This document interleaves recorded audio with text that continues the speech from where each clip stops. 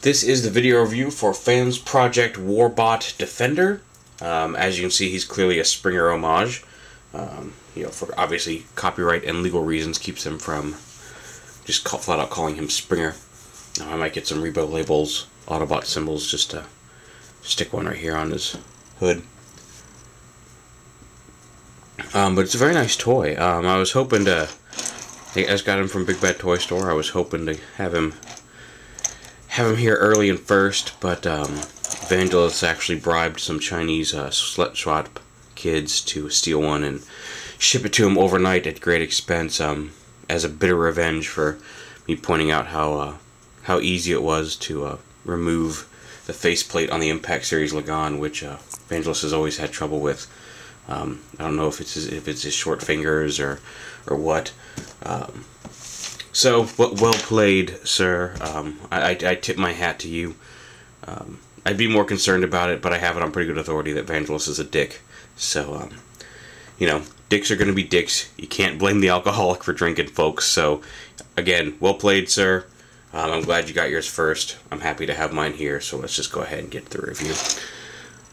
You see, this is his Defenders armored car mode, and it is a little different than your typical car, but it's supposed to be a Cybertronian vehicle, and I think it pulls it off pretty well. It's definitely armored, and you see the pistols here, which can be elevated up to a different angle if you want. These pieces right here are die cast. The chest, front end of the car is die cast. And the paint's very solid. It doesn't feel like it's going to chip. It feels like it's baked on very nicely. And it's also got a bit of a matte finish, so it doesn't stick out. It's not super shiny compared to the plastic around it. It really is all a good match overall all around the vehicle. He's got 6 wheels. Under there you can see the sword stored under the vehicle. Yeah, 6 wheels. Sits on the ground fairly well. Rolls nicely. There's not a whole lot of there's no hindrance to the wheels. He's got clearance on the bottom, so you're not scratching him up just doing this. And overall, I mean, he's got a nice heft to him. He's nice and solid. But again, the die cast adds to it. It's there, but it doesn't add. It doesn't make him significantly heavier than a lot of figures. He's definitely heavier, but overall he's got a nice solid feel to him that I really like. So again, a slightly unconventional vehicle mode here, but kudos to Fansproject for pulling this one off. He does retain his triple changing capabilities, so we'll go ahead and pull the guns out. And then come under the bottom here and just unclip the sword and pull that out and set that to the side. Now it's actually more of a scimitar than a sword, but we'll get to that later. So there, once you have that done, you want to take this piece right here and flip it up onto the back of the vehicle. And then once you have that done, you want to flip this around. Actually, make sure that tabs in. There's a little peg hole there and a peg there. You just want to tab that in and flip that down. That'll kind of turn the cockpit into a helicopter cockpit. And you want to come under here, bring the legs down.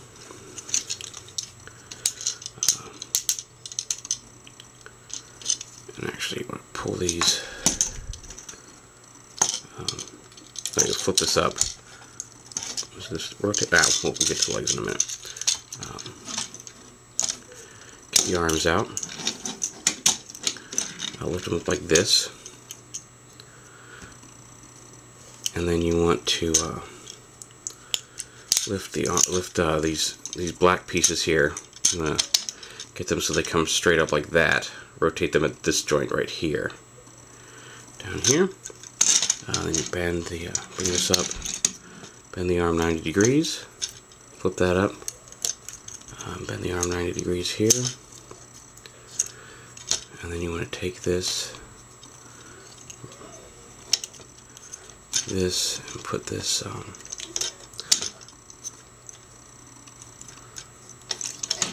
get it so the hand's sitting. Oh wait, actually I take it back. Why you going like this? I'm going to take these hands and rotate them. Well, let me double check this. I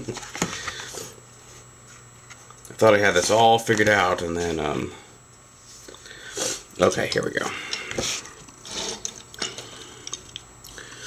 Bring these up, sitting like this. Rotate the hands so the fists are... Okay. Okay, here we go. Yeah, here's where I messed up. Okay. I rotated the fist in the wrong position. Okay. So you have them like this. You want to rotate the fist so the thumbs go down. So they're sitting like this.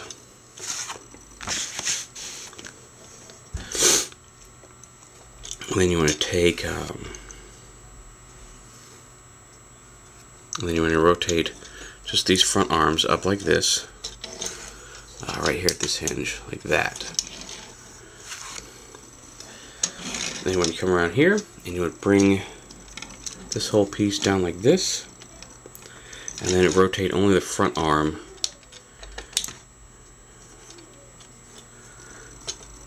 down. Like this. There we go, like that. And you want to make sure that that fist ends up on top of the hinge there. Like so. You should have it look like that from the front.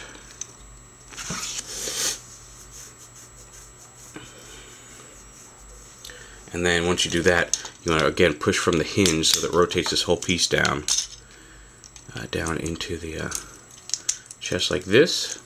So push that all the way down. Whoops. Like that.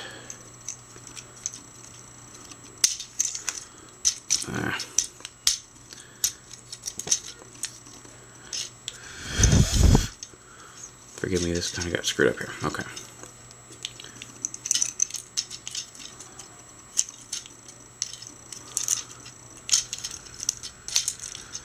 There we go. And then there's a little, that little green kind of Tetris looking piece there plugs into the bottom of this piece right here. There we go, just like that. You just lock it in to the underside of that. And there you have, you can see the front of the helicopter coming together here.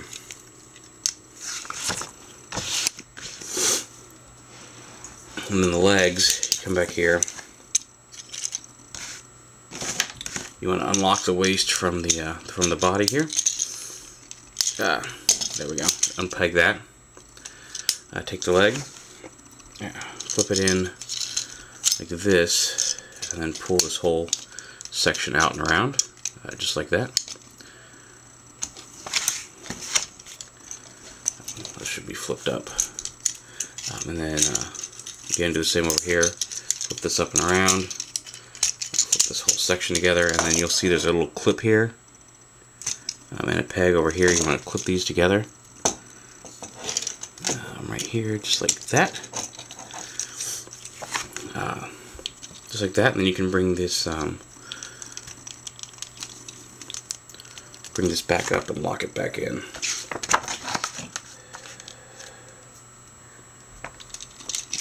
Again, this peg here pegs right into the back of. Should peg right into the back of this.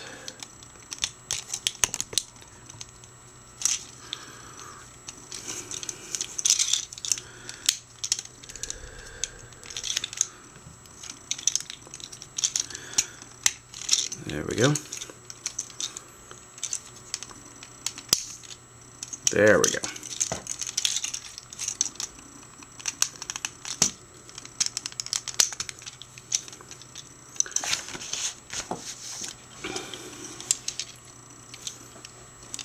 Wait, that's not right. This should, hold on, happen here, because you need to, I thought that was right, but then I realized the feet are supposed to plug in. So let me unplug this. Oh, here we go.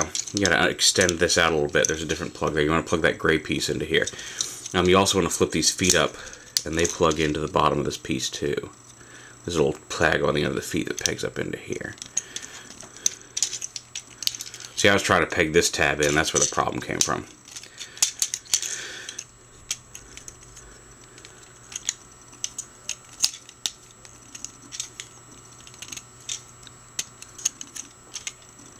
There we go. And there is, you can go ahead and if you want, you can flip these panels forward again to kind of conceal the feet there. There's the basic helicopter mode. And you can take, what you want to do is flip the wheels up here on the side. The guns can actually peg in, and this is actually an angled slot. They actually peg in at an angle like that. And do it here.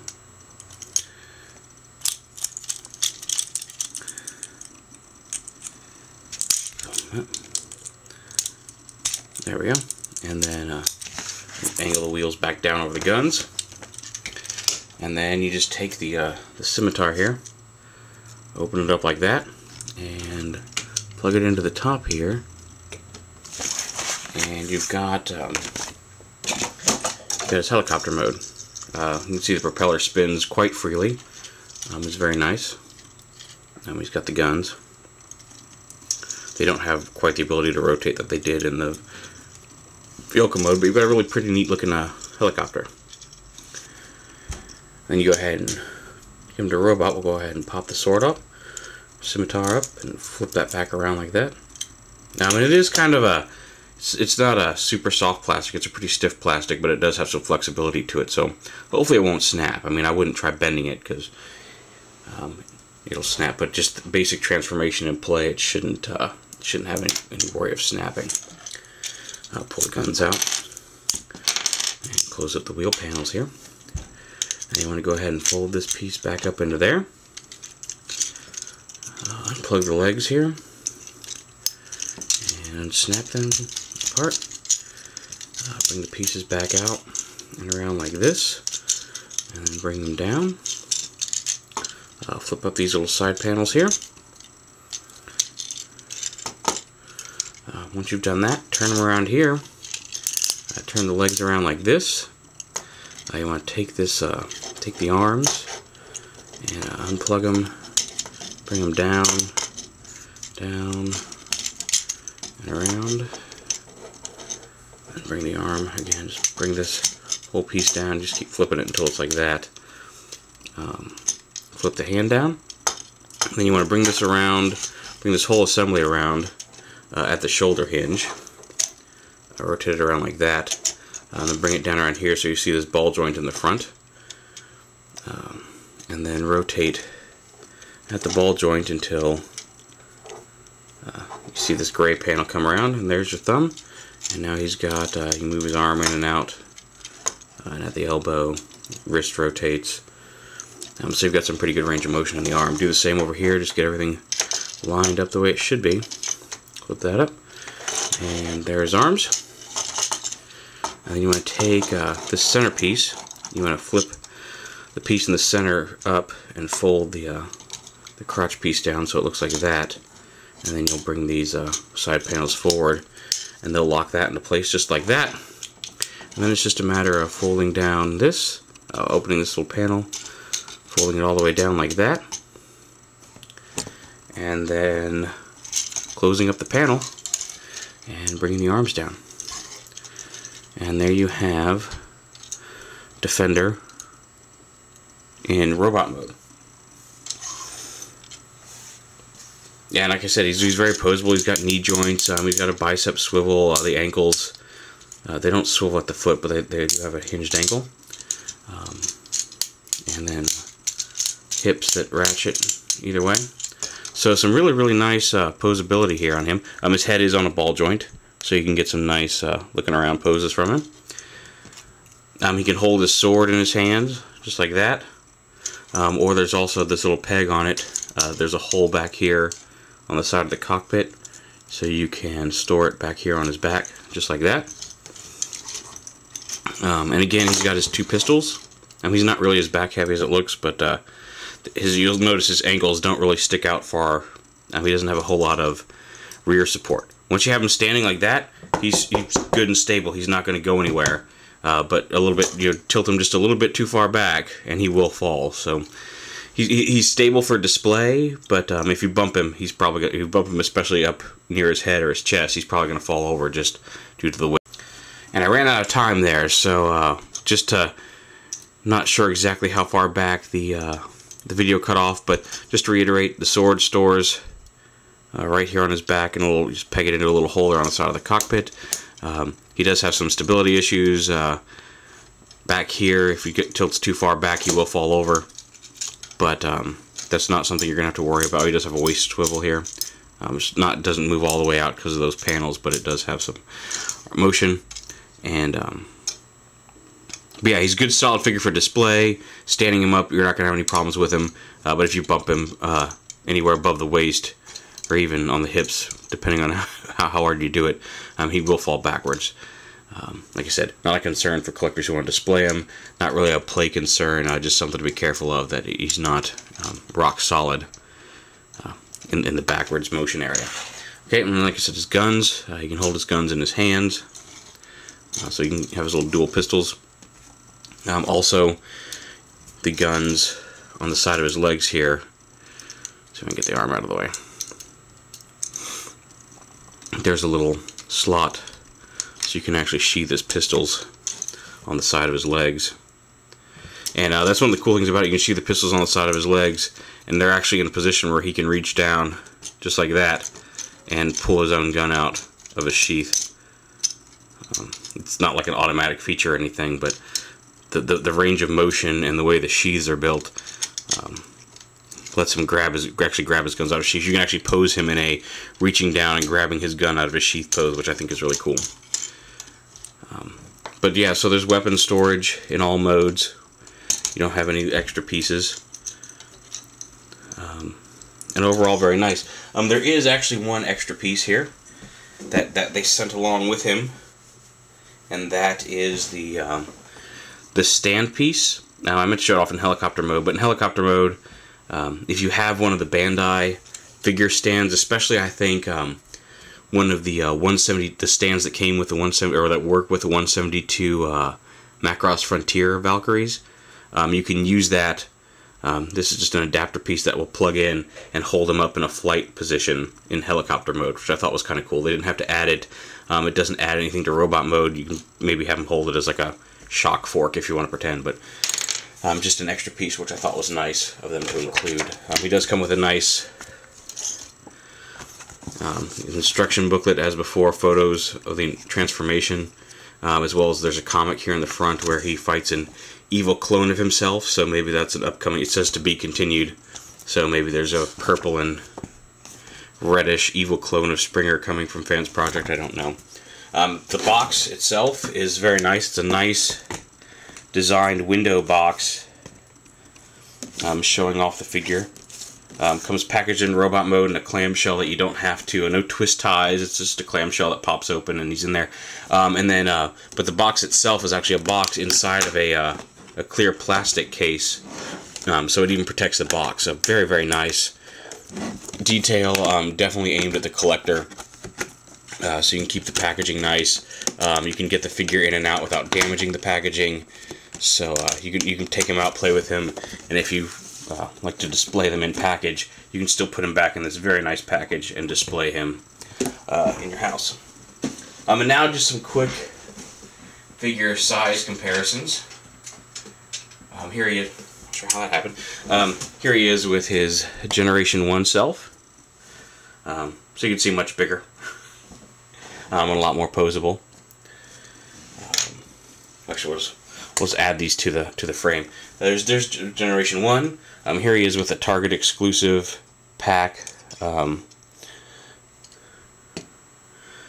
Springer that had the helicopter mode. Here he is with the BotCon Springer repaint of Energon Hotshot.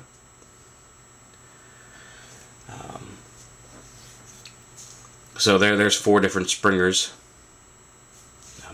Just to give you an idea of what he looks like alongside his previous namesakes. And just if you want to see how he fits in with some of the classics, here he is with Classics Hot Rod. So a little bigger, but aesthetically fits in with the classic figures. And here he is with the Fansproject City Commander Ultra Magnus armor. So a nice looking team there. I can't wait for them to finally get the Protector armor done for Rodimus Prime. But they look good together as a group. Definitely worth picking up. I don't know why my camera's being all funky on the focus at that angle. But yeah, definitely worth the price. A nice figure. Actually, relatively cheap for the typical price of some of these Fans Garage Kit limited edition figures, especially considering that you're not just getting like an add-on armor kit, you're getting a fully transformable figure. I think they're worth the price. Like I said, I got mine from Big Bad Toy Store. They're in stock now. So check them out. Like you said, definitely a nice representation of Springer, and I think probably going to replace my BotCon version on my classic shelf. So there you have it, Fansproject Warbot Defender.